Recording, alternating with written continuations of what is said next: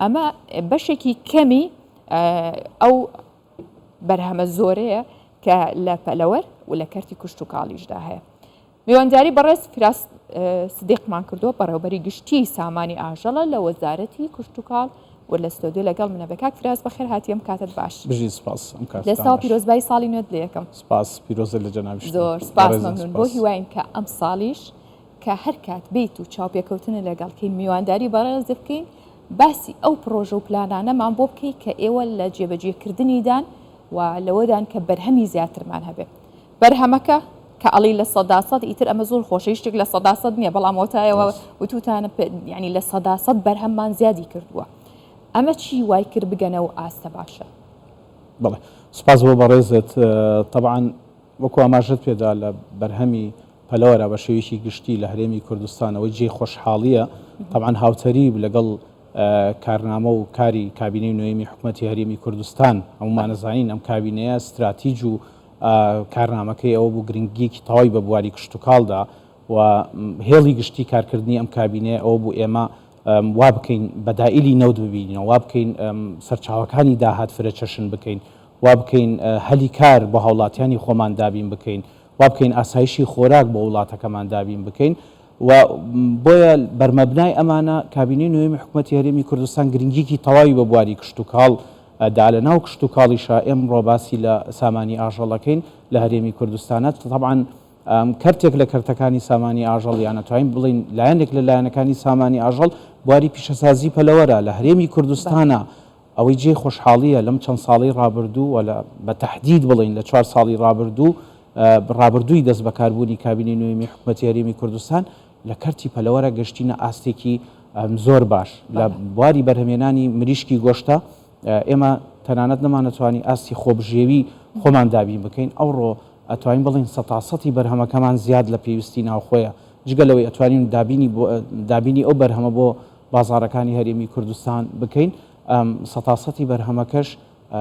لە پێویستی ناوخۆ زیاد و ڕەوانی ناوچەکانی خواردن و ناوەڕاستی عێراقەکرێت. کارێکی ئاسانە یاخود پلانێکی دوور و درێژەوێت بۆی کە ئەم بەرهەمە وەکو سێ و هەنار و هەنگوین ئەمانە ئەویش بە هەمان شێوە هەناردە بکرێت یاخود چی پێویستە؟ بەڵێ طبعاً جگە لە بەرهەمی مریشک طبعاً لە هێلکەشە ئێمە لە هەرێمی کوردستان ئەوە جێ خۆشحاڵی وەکو ئامارەکانی ژێنابتان خستانە ڕوو بەرهەمی هێلکەش بە شێوێکی بەرچاو یعنی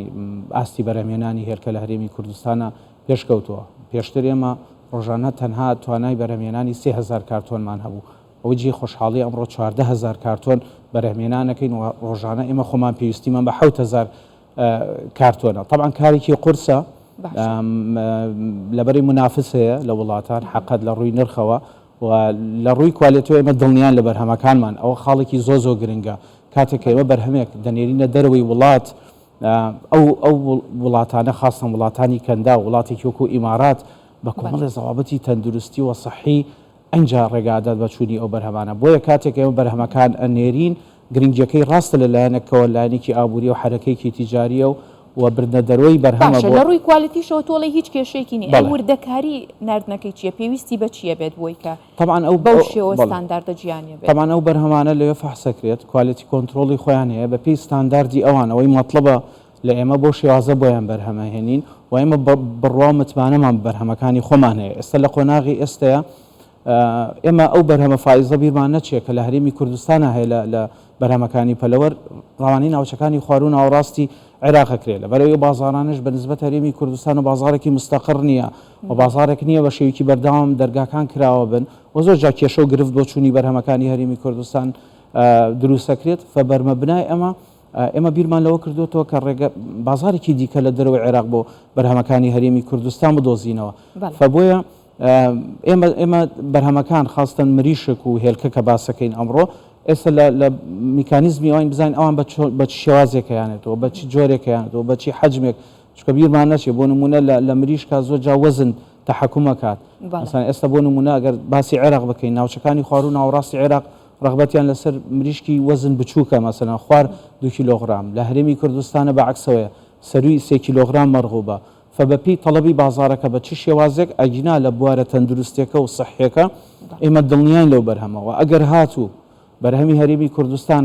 بە تایبەت لە مریشک و هێلکەیە کە ئێستا کارمان لەسەرەوە کردووە و هەندێک هەنگاوی ماوە بۆی بینێرینە دەرەوە ئەگەر هاتو ئەم بەرنامە هەما ئۆکەی وەرگرت لە چوونە دەرەوە ئەما بێتە شۆڕشێکی گەورە و گرنگ بەنسبەت هەرێمی کوردستانەوە لەبەرەوەی بەرهەمێکی معقەدی وەکو مریشک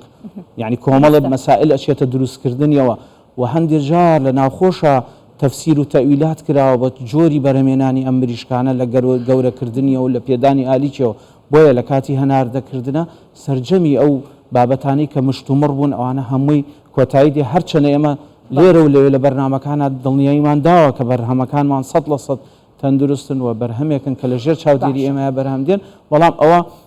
بابەتی هەناردنەکە گرنگی مؤسساتی حکومەتی هەرێمی کوردستان و قەبارە و گەورەی مؤسساتی حکومەتی هەرێمی کوردستان بە تایبەت وەزارەتی کشتتوکاڵ ئەمڕۆ کە باس لە بەرهەمێکی کشتتوکاڵیەکەین ڕاستە سامانی ئاژەڵە بەڵام لە زمانی مؤسسەیەکی گرنگی وەکو کشتتوکاڵا هەیە ئەوە کاتە دەستکەوتێکی گرنگە بێ بە حکومەتی هەرێمی کوردستان حقیقەت باشە توانین پێمان بڵێ لە 2024 بێت ئەو دەستکەوتیانە بەدڵنیایەوە ئینشاءالله ئەوەجی دڵخۆشیەوە مژدەیە لە بەدڵنیاییەوە کاکفرات زۆر بەدڵنیایە لە بەدڵنیایەوە باشە پلانتان چییە بێ بۆ ساڵی ئایندە بۆ نمونە هەر ناردنی ئەم بەرهەمە نەبێت بە پیشەسازیکردنی بەرهەمی مریشک بێ هەم لە هێلکەکەی هەم لەوەی کە بۆ زۆر جارە بینین ئەوەی لە مریشک ئەگەر گۆشتەکەی بێ کنتاکیە چەندین بەروبوومی دیکەیە سۆسچە هەر شتێکی دیکەمە کە ئێستا من لە بیرم بێ ئەتوانرێ یانی خود زۆر جار پەڕەکەی سوودی لێ ببینرێتەوە ئەمانە چۆن ئەتوانن بە پیشەسازی بکەن جگەلەوەی کە هەناردەش بکرێت طبعا ئەوەی ئێمە کە ئێمە ئەم 4 ساڵە هاتینە سەرکار و کارمان لەسەرەوە کردە و بەرهەمانە بتوانین بگەینە ئاستی خۆشیێنی کە ئێستا ئاستەمان تێپەڕاندەوەکو جەنابەت ئاماژت پێدا بیر لە پیشەسازیکردنی ئەم بەرهەمانە بکەینەوە تاوان هەنگامان بۆ ئەمە ناوە و دوو پرۆژە لە بواری دامەزراندنان بۆ سوودوەرگرتن لە مریشک بە شێوازێکی دیکە بەپێی خواستی سفرەخوانەکانی هەرێمی کوردستان ئێستا بەچی شێوازێکە لە بەرنامەکانی دیکە ئاماژەمان پێداوە بە حکمی تێکەڵبوونی کەڵچەرەکان و بە حکمی ئەوەی کرانەوەی هەرێمی کوردستان بە ڕووی دنیای دەرەوە یعنی ئەمڕۆ جیلێک دروست بووە شێوازی خواستەکانی لەسەر خواردنەکان و سفرەکانش جیاوازە لەوەی کە باو باپیران تا دەگات بە کنتاکی و بە شێوازێکی دیکەوە منداڵەکانی ئێمەش ئێستا بۆ شێوازن و ئەو جیلی کە هەیە بۆ شێوازێفە بەرمەبنای ئەم خواستە و هاوتەریب لەگەڵ ئەم خواستەیە طبعا ئێمەش ئەبێ مؤسساتی خۆمان و بەرهەمەکانمان ڕێک بخەین لەگەڵ خواستەکانە بۆیە دوو پرۆژە لەم بوارەیە لە بواری دامەزراندنان مۆڵەتی سەرەتاییان وەرگرتووە و لە ساڵی 2024 ئەمانە دەست بەکارە بن چی دیکە سەوسەج و بەرهەمەکانی کنتاکی و بەرهەمەکانی تری لە قوتونراوی مریشک ئێمە ئەتوانین بڵین بە دەستی کاری خۆماڵی و بە بەرهەمی خۆماڵی ئەتوانین ئەم بەرهەمانە بۆ ناوخۆی بازاڕەکانی هەرێمی کوردستان دابین بکەین جگەلەوە ئێمە ئێستا تەرکیزێکی دیکەمان لەسەر پرۆژەکانی مانگای شیرە بە حقیقەت لە هەرێمی کوردستانە کە لەم چەند ساڵی ڕابردووە ئەتوانین بڵێن شۆڕشێک لەم بوارەیە کرا چەندین پرۆژەی گرنگ و استراتیژی لە هەرێمی کوردستانە لە کەلارە و هەتا دەگاتە زاخۆ لە ناوچە جیاجەکانی هەرێمی کوردستان